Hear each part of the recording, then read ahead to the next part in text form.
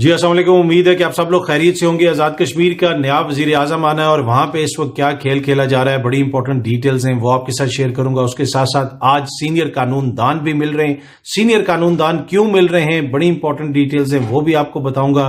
جج صاحبان کے خلاف ایک نئی کمپلین آ گئی ہے، 8 جج صاحبان کے خلاف کیوں یہ کمپلین آئی ہے، اس حوالے سے بھی کچھ ڈیٹیلز ہیں، اور اس کے علاوہ کچھ مزید چیزیں کوشش ہوگی کہ وہ بھی آپ کے ساتھ شیئر کی جائیں۔ اچھا، پہلی چیز جو میں آپ کے ساتھ شیئر کرنا چاہتا ہوں وہ کامران خان صاحب کی ایک ٹویٹ ہے۔ کامران خان صاحب نے آج ایک ٹویٹ کی، اس میں انہوں نے 5 منٹ کی ایک ویڈیو بھی اپلوڈ کی۔ انہوں نے کہا کہ یہ جو سال تھا، 1 سال شہباز شریف کی حکومت کا 1 سال، یہ پاکستان کی تاریخ کا سیاہ ترین سال ہے اور سیاہ ترین سال کے طور پہ یاد رکھا جائے گا۔ کیوں یاد رکھا جائے گا؟ انہوں نے کہا آپ یہ ویڈیو دیکھ لیں، یہ وہ کراچی شہر ہے کہ جہاں پہ لوگ قطاریں لگا کے صاحب حیثیت لوگ چندہ دیتے تھے، پیسے دیتے تھے، جتنی بھی چیریٹی ادارے ہیں، مختلف آرگنائزیشنز ہیں، ان کو پیسے دیتے تھے۔ اب اس شہر کی حالت یہ ہو گئی ہے کہ بہت سارے دینے والے لینے والوں کی پوزیشن میں آ چکے ہیں، اور یہ اس ملک کی معاشی پالیسیز جو ہیں اس وقت اس کا نتیجہ ہے، جو اس ملک کی معیشت ہے اس کا نتیجہ ہے، اور یہ صورتحال ہے ملک کے اندر۔ انہوں نے 5 منٹ کی ویڈیو بھی اپلوڈ کی، اس کے اندر آپ دیکھ سکتے ہیں کہ لوگ کس طرح بیچارے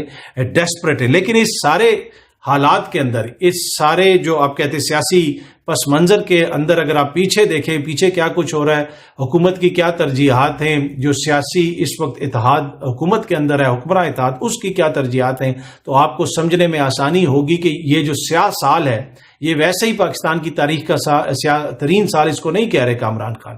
اس سیاہ ترین سال کے اندر صرف ذاتی مفادات، سیاسی مقاصد کی خاطر، اپنے ذاتی سیاسی مقاصد کی خاطر چیزوں کو چینج کیا گیا، چیزوں کو بدلا گیا، مطلب بہت کچھ کیا گیا اس 1 سال کے اندر۔ یہ ویسے سیاہ نہیں بن گیا۔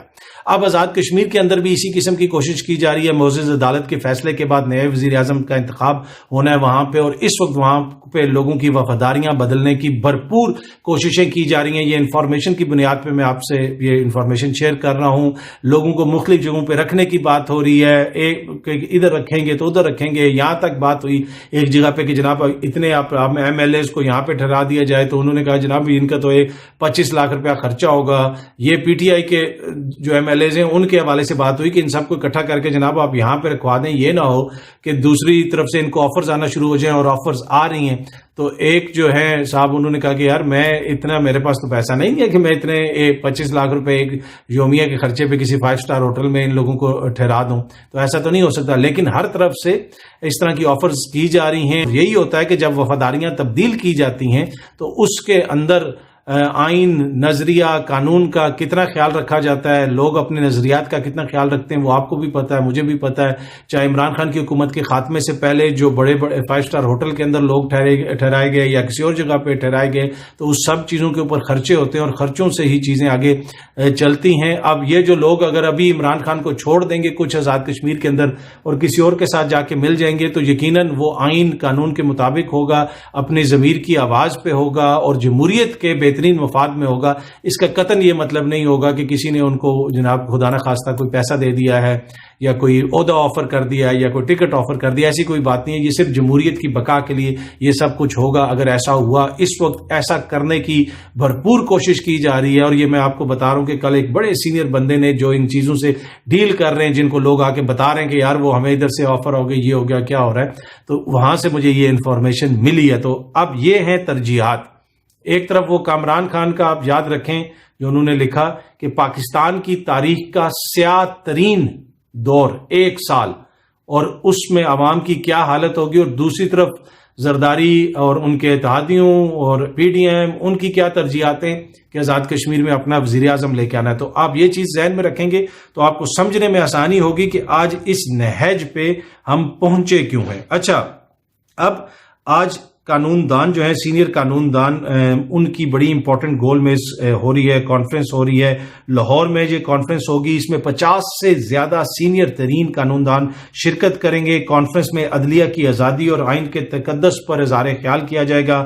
اس میں بیرسٹر اعتزاز احسن صاحب بھی ہوں گے، لطیف کھوسہ صاحب بھی ہوں گے، بابر ایوان صاحب بھی ہوں گے، خواجہ طارق رحیم صاحب بھی ہوں گے۔ مطلب کہ چوٹی کے پاکستان کے 50 قانون دان جو ہیں وہ آج سر جوڑ کے بیٹھیں گے، دیکھیں گے کہ پاکستان کے ساتھ کیا ہو رہا ہے اس 1 سال کامران خان کے بقول اگین پاکستان کی تاریخ کا جو سیاہ ترین سال ہے، اس 1 سال کے اندر کیا ہوا، آئین کے ساتھ ہوا کیا ہوا، قانون کے ساتھ کیا ہوا، شخصی آزادیوں کے ساتھ کیا ہوا، ان سب چیزوں کے اوپر وہ بات کریں گے۔ اب یہ چیزیں اس نہج پہ چیزیں کیوں پہنچی ہیں؟ اس نہج پہ چیزیں اس لیے پہنچی ہیں کہ جناب اس وقت انتخابات کروانے سے یہ حکومت ڈر رہی ہے، انتخابات یہ نہیں کروا رہے۔ آئین کے اندر بالکل واضح ہے کہ کس وقت انتخابات کروانے کہ ایون کہ بھارت کے جج جو ہیں وہ بھی کہہ رہے ہیں کہ آصف زرداری، یہ وہ جو ایک ان کے سابق جج ہیں سپریم کورٹ کے، انہوں نے بھی ایک ٹویٹ کی ہوئی تھی کہ آصف زرداری صاحب جو ہیں وہ نامناسب بات کر رہے ہیں کہ کوئی پروویژن نہیں ہے پاکستان کی کانسٹیٹیوشن میں کہ صوبائی اسمبلیوں کا اور قومی اسمبلیوں کا ایک ٹائم پہ انتخاب ہو۔ اس حوالے سے پاکستان کا کانسٹیٹیوشن بالکل واضح ہے۔ تو یہ بھارت کے جج کو سمجھ آ گئی، لیکن پاکستان کے جمہوری سیاستدانوں کو یہ چیز سمجھ نہیں آ رہی، اور اس کے اوپر فواد چودھری صاحب نے بھی کہا کہ very surprised on PPP stands to end federation status of Pakistan and turn it into unitary form of government, مطلب کہ اس کو جو اسٹیٹس ہے پاکستان کا فیڈریشن کا، جہاں پہ صوبے اپنا کام کرتے ہیں اور وفاقی حکومت اپنا کام کرتی ہے، اور 18ویں ترمیم کا کریڈٹ لینے والے زرداری صاحب بھی اب یہ کہتے ہیں کہ 2 صوبوں کو ہم یہ آزادی نہیں دے سکتے کہ وہ اپنی مرضی سے انتخابات لڑیں، آلدو کہ یہ جو ہے آئین کے اندر لکھا ہوا ہے کہ انتخابات اس تاریخ کے اندر ہونے یا 90 روز کے اندر ہونے، لیکن ایک دم سے پیپلز پارٹی جو ہے ان کا دل ہے کہ یہ 1 یونٹ بن جائے، بس جب ہم چاہیں گے سب مل کے انتخابات ہوں گے۔ تو اب اس کے اوپر لوگ تعجب کا اظہار کر رہے ہیں۔ اچھا، یہ جو قانون دان بھی سر جوڑ کے بیٹھے ہیں نا، وہ بھی انہی وجہوں سے، انہی حرکات کی وجہ سے سر جوڑ کے بیٹھے ہیں کہ آخر یہ ہو رہا کیا ہے ملک میں آئین کے ساتھ، قانون کے ساتھ۔ اور فواد چودھری صاحب نے ایک ٹویٹ کی ہے کہ اگر انتخابات کرنے کے سپریم کورٹ کے حکم پر عمل نہیں ہوتا اور سپریم کورٹ کو بھی الیکشن کمیشن کی طرح بے وقت ادارہ بنانے کی کوشش کی گئی تو عوام کے پاس انقلاب کے علاوہ کوئی راستہ نہیں بچے گا۔ اپنے حقوق کے لیے سروں پر کفن باندھ کر اسلام آباد کی طرف نکلنا ہوگا۔ اب تک آئین کے اندر رہ کر جدوجہد کی ہے، اگر آئین نہ رہا تو جدوجہد کی بھی حدود نہیں ہوں گی، اس لیے آئین کو مقدم مانا جائے اور عوام کو دیوار سے نہ لگائیں۔ اچھا، اب پہلے تو سیاسی جو کشمکش چل رہی ہے PDM اور پیپلز پارٹی، اور یہ جو سب کچھ ہو رہا ہے اس وقت، جو انتخابات روکا جا رہا ہے، پارلیمنٹ کو استعمال کرنے کی کوشش کی جا رہی ہے اس کے، اور پھر آزاد کشمیر کے اندر جو کچھ ہو رہا ہے، اس کی مین آرکیٹیکٹ پاکستان پیپلز پارٹی کی قیادت ہے، آصف علی زرداری صاحب ہیں، اور جس طرح کا انہوں نے کل انٹرویو دیا اس سے بالکل واضح ہو گیا کہ وہ نہیں چاہتے کہ انتخابات ہوں، اور پھر رضا ربانی جیسے معزز دوست آئین کی بات کرتے ہیں، پارلیمنٹ میں کھڑے ہو کے بات کرتے ہیں، اور جب صحافی ان سے پوچھتا ہے کہ صاحب 90 روز میں انتخاب واضح ہے تو آپ اس پہ کیوں نہیں بات کرتے، تو وہ اس پہ کوئی بات نہیں کرتے، اس لیے کہ اگر بات کریں تو پھر لطیف کھوسا صاحب کی طرح اور مصطفیٰ نواز کھوکر کی طرح آپ کو پارٹی سے علیحدہ کر دیا جاتا ہے۔ آپ آئین کے حق میں باتیں کریں، نعرے لگائیں، لیکن آئین پر عمل درآمد کرنے کی بات کریں تو پاکستان پیپلز پارٹی میں آپ کے لیے کوئی گنجائش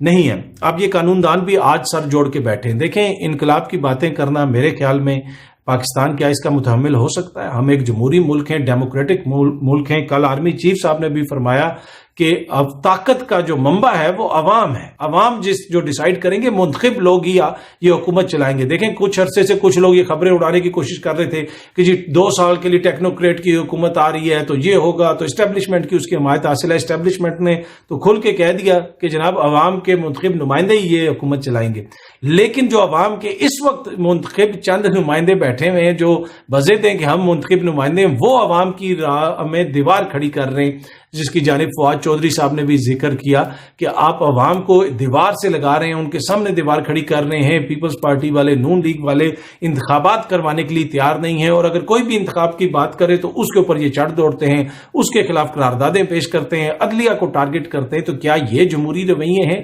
ہمارے جمہوری سیاستدانوں کو سیکھنا چاہیے کہ جناب ہمارے سرکاری افسران تو یہ کہہ رہے ہیں کہ اب طاقت کا سرچشمہ عوام ہونے چاہیے، عوام کے منتخب نمائندوں کے ذریعے اقتدار چلنا چاہیے، اور ہمارے جو اس وقت خود کو جمہوریت پسند کہنے والے اور جمہوریت کے سب سے بڑے دعوے دار ہیں وہ الیکشنز کے اندر رکاوٹ ہیں، وہ الیکشنز نہیں ہونے دے رہے ہیں۔ اور جج صاحبان جو بھی کوئی بات کرے، فیصلہ دے کے انتخابات کرواؤ، تو اس کے اوپر ایک دم سے تنقید کے نشتر برسانا شروع ہو جاتے ہیں اور کہتے ہیں جناب یہ غیر جمہوری ہے، یہ غیر آئینی ہے۔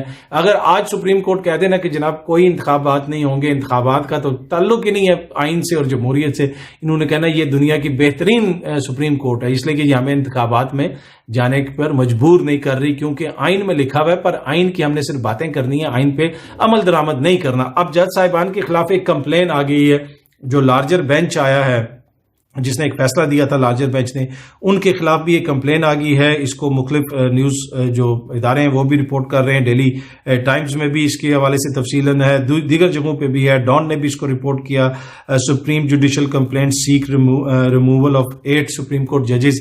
یہ جو وکیل ہیں میاں داؤد صاحب، غالباً مظاہر علی نقوی صاحب کے خلاف جو ریفرنس تھا وہ بھی انہوں نے دائر کیا تھا، ان وکیل صاحب نے یہ کمپلین دائر کی ہے. ڈیلی ٹائمز کے اندر اس کی پوری تفصیلات ہیں، ڈان کے اندر بھی اس کی پوری تفصیلات ہیں. اور یہ غالباً وہی وکیل ہیں جو عمران خان کے اوپر حملہ جس شخص نے کیا تھا مبینہ طور پہ، اس مبینہ حملہ آور کے بھی یہ وکیل ہیں. اور انہی وکیل صاحب نے اب جو 8 سپریم کورٹ کے ججز ہیں ان کے خلاف بھی ریفرنس دائر کیا ہے. اب یہ آئینی اور قانونی حق ہے کسی بھی پاکستان کے شہری کا کہ اگر وہ سپریم کورٹ کے کسی فیصلے سے کسی چیز سے متفق نہیں ہے یا کسی جج صاحب کے حوالے سے ان کو کوئی ریزرویشنز ہیں تو وہ اس پہ ضرور جو ہے اپنی کمپلین کر سکتے ہیں. تو یہ جو وکیل صاحب ہیں انہوں نے کر دیا ہے تو یہ ان کا آئینی حق ہے، وہ ضرور کریں. اب دیکھتے ہیں اس کے اوپر آگے کیا ہوتا ہے. لیکن جو اس ملک کے اندر اس وقت حکمراں ہیں ان کا یہ آئینی اور قانونی فرض ہے کہ وہ آئین کے اوپر عمل درآمد کریں اور آئین کے مطابق ہی مقررہ وقت کے اوپر انتخابات کروائیں. تو وہ سب کچھ کروانے کے لیے تیار ہیں لیکن انتخابات کروانے کے لیے تیار نہیں ہیں. پنجاب کے وزیر اعلیٰ نے کل چیمبر میں جا کے بلاول بھٹو سے، جی ہاں جی، بلاول بھٹو زرداری کے چیمبر میں پنجاب کے وزیر اعلیٰ صاحب کل گئے. اس کی ویڈیو بھی آئی، صحافیوں نے ریکارڈ کر لی. بڑی تیزی سے چلتے ہوئے جا رہے تھے، پیچھے سے ان کی ویڈیو آ گئی. آپ کو یاد ہوگا کہ جس وقت عمران خان کی حکومت کا خاتمہ ہو رہا تھا اس وقت بھی آصف زرداری صاحب کے ساتھ محسن نقوی ہوتے تھے اور ایک دو جگہوں پہ وہ ماسک پہن کے تیزی سے واک کر کے سائڈ پہ ہو جاتے تھے. آلدو کہ خود ان کا میڈیا سے تعلق ہے اور بڑے بہترین صحافی ہیں تو اس لیے اتنی بڑی انہوں نے میڈیا کی آرگنائزیشن بنائی ہوئی ہے تو کیمرے سے پر کافی شائع ہیں کیمرے سے.